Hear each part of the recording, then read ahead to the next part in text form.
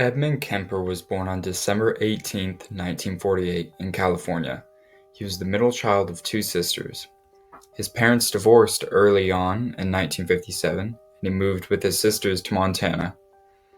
His mother was an alcoholic and blamed Ed for her problems. When he was 10, his mother forced him to live in the basement because his mother feared he would hurt his sisters. Ed had nobody to talk to, and he started to fantasize about dark things. He started with small actions, like cutting off the heads of his sister's dolls. This rage inside of him built up, and he started to develop real urges to kill. He even thought about murdering his own mom. His first victims were the family cats, who were brutally murdered. One cat he buried alive, and then another cat he killed with a knife. Ed was sent to go live with his father for some time, who sent him back to go live with his mother. His mother decided to send the troubled teen to go live with his grandparents, who he hated. Ed couldn't control his urges, and he ended up killing both his grandparents, just because he wanted to know what it felt like. He was later imprisoned and admitted to it. Ed displayed almost all the characteristics of a serial killer. He was antisocial, he tortured small animals, he had a poor family life, he was abused as a child, he was very intelligent, he worked many different jobs growing up, and he abused substances.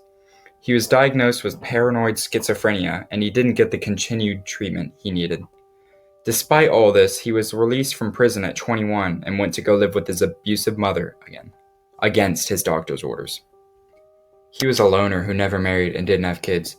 He eventually started to take hitchhikers places, and this is where he developed stronger urges to kill more people. The nature of Kemper's killings were often very secluded and gruesome. Kemper would target young college girls and hitchhikers. He would lure them into his car under the guise of offering them a ride to their destination. He then proceeded to drive them to a secluded area where he would murder them brutally. Kemper's modus operandi was to stab and suffocate his victims before driving their bodies home and dismembering them. He then decapitated their heads and performed sexual acts on the bodies and their detached parts. Ed Kemper's killings started with his grandparents in 1964 and ended with his mother in 1973. Kemper would go on to kill 10 people in total before he confessed to the murders. His victims were Edmund Sr. and Maud Kemper, Marianne Peace and Anita Lucchesa, Aiko Koo, Cindy Shaw, Rosalind Thorpe, and Alice Louis, Clarnell Kemper Stramberg, and Sally Hollett. Kemper kept souvenirs from his killings, including, but not limited to, the severed heads of his victims, their sexual organs, and other smaller body parts. These were typically used for his own sexual pleasure. Kemper left no specific signature of his killings. The police did not complete a full criminal profile of the co-ed killer before Ed Kemper gave himself over to the authorities. After he was arrested, he was charged with 8 counts of first-degree murder. He gave a very detailed confession of his crime, so there's no denying that he did it. His counsel's only option was to plead not guilty by reason of insanity.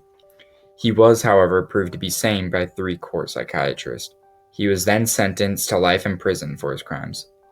Ed Kemper is currently incarcerated at California Medical Facility State Prison in Vacaville, California. Kemper was an organized killer due to his high IQ of 145 and the thought that he put behind each murder. He even befriended local law enforcement in order to gain insight in what they were learning about his killings. Kemper was both a hedonistic and power and control killer. This can be clearly seen as his mother abused him, so as a result, he killed to gain control in his life, and as a way to fight back indirectly against her. But he also found a sick sexual pleasure in his killings by raping and performing sexual acts with the bodies.